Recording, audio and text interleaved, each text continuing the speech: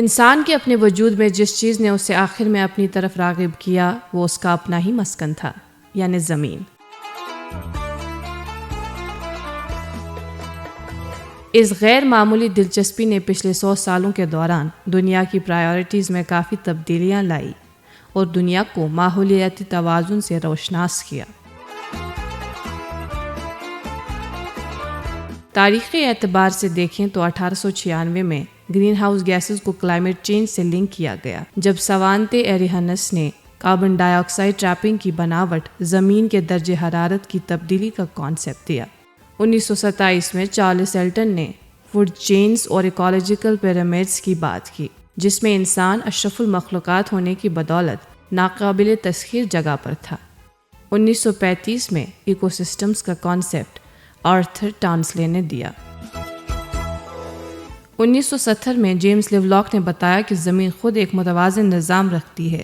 اس کے بعد 1972 میں کلب آف روم نے ایک رپورٹ شائع کی جس میں انسان کو حدود ترقی متعین کرنے کی بات کہی گئی، کیونکہ غیر متوازن معاشی ترقی ماحولیاتی بگاڑ پر ختم ہو سکتی ہے۔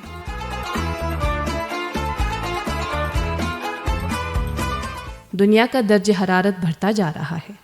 2023 میں دنیا کا درجہ حرارت 1.18 ڈگری سیلسیس زیادہ رہا، جو 2024 میں صنعتی انقلاب سے قبل کے درجہ حرارت سے 1.5 ڈگری سیلسیس زیادہ رہا۔ اب انسان ان تبدیلیوں سے اس قدر خوف زدہ ہے کہ دنیا کے مختلف ادارے، چاہے وہ IUCN ہو یا UNEP جیسے ادارے، اس مسئلے کو سلجھانے کے نئے طریقے تلاش کرتے رہتے ہیں۔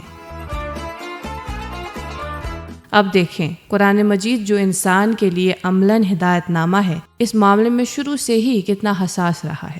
سورہ رعد میں اللہ نے فرمایا، ان کے پاس ہر شے ایک خاص اندازے میں ہے، یعنی ریسورسز غیر محدود نہیں ہیں، اور یہ کائنات کے حوالے سے بات ہے۔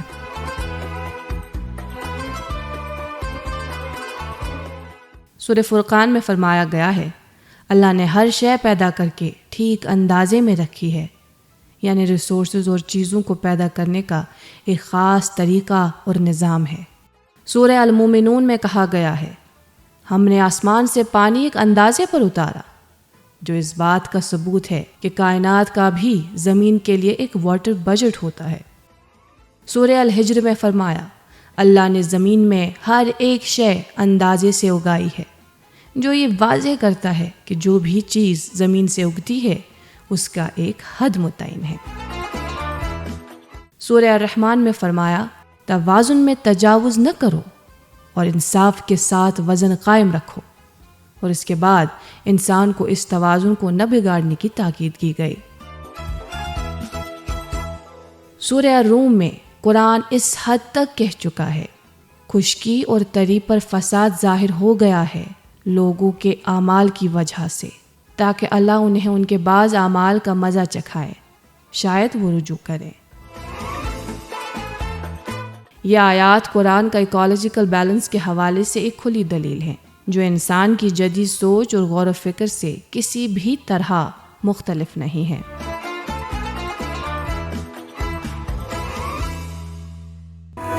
خیبر سیمنٹ، دل سے بناؤ۔